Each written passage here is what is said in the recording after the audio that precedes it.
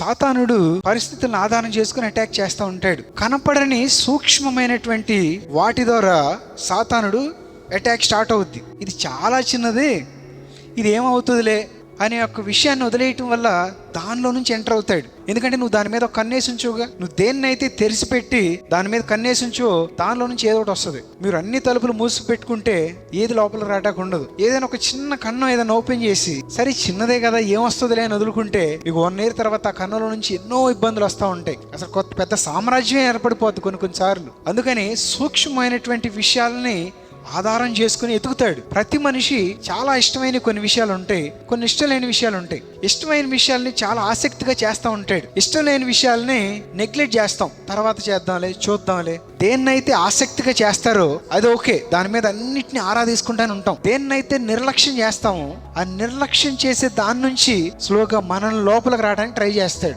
Number 2, తలంపుల ద్వారా.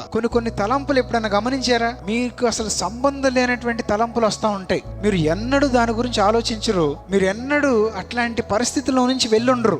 ఎవరికన్నా జరిగింది అనుకోండి, ఏదన్నా అది జరగగానే నీకే ఫీలింగ్ వస్తుంది, ఇది నాకు కూడా జరుగుద్దేమో, ఇది అందుకే నాకు కనపడిందేమో, లేకపోతే ఇట్లాంటి సినారియో నాకు కూడా వస్తుందేమో. ఒక తెలియనటువంటి తలంపుల్లో నుంచి కూడా అటాక్ స్టార్ట్ అవుద్ది. అదే విధంగా ఎమోషన్స్, భావోద్రేకాల్లో నుంచి కూడా అతని యొక్క అటాక్ స్టార్ట్ అవుద్ది. ఒకడు ఇంకొకరిని కించపరిచాడు. బైబిల్ ఏం సెలవిస్తా ఉంది? అయితే సమాధాన పరచువారు ధన్యులు, వారు దేవుని కుమారులు అనబడదురు. అయితే దీన్ని ఎమోషన్స్కి తీసుకోండి. ఇప్పుడు ఒక మనిషి ఇంకో మనిషిని కించపరిచాడు, దేవుని కుమారులు అనబడాలంటే మనం వెళ్ళి ఏం చేయాలి?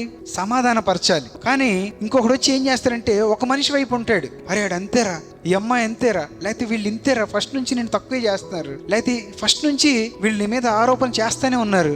అక్కడ ఏమవుతుందంటే సమస్య పెరుగుద్ది. ఇప్పుడు వీళ్ళిద్దరి మధ్యలో జరిగినటువంటి ఆ ఎమోషన్ని వీళ్ళిద్దరూ దాన్ని పెద్ద చేస్తుంది. సాతాను ఏం చేస్తుందంటే వాళ్ళిద్దరి మధ్యని ఇంకొక ఆమెను తీసుకొచ్చి ఆ ఎమోషన్ ఉపయోగించుకుని ఇంకొక మనిషిని దగ్గర చేసి, ఇట్లా ఎమోషన్లో దగ్గరైన వాళ్ళు ఆఖరికి భార్య భర్త విడి వీళ్ళు వేరే వాళ్ళతో కూడా పెళ్లి చేసుకున్న సందర్భాలు కూడా ఉన్నాయి. ఒక స్నేహితులు, ఇద్దరు గాఢ స్నేహితులు విడిపోయి అసలు వీళ్ళు ఫ్రెండ్షిప్ కలవకుండా చేసి, ఎందుకంటే వీళ్ళ ఫ్రెండ్షిప్లో దేవుని యొక్క ఫలం ఉండొచ్చు, ఆ ఫలాన్ని ఫలించొద్దని చెప్పి వేరేది కూడా ఏదైనా చేయొచ్చు.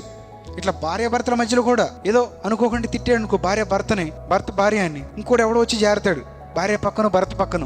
ఎప్పుడు ఇంతరా నేను అర్థం చేసుకోదు, వదిలేసి దీన్ని ఎప్పుడు అంటే ఎమోషన్ ని బేస్ చేసుకుని సాతాను ఎట్లా ఎంటర్ అవుద్ది ఫ్యామిలీస్ని, ఫ్రెండ్స్ని.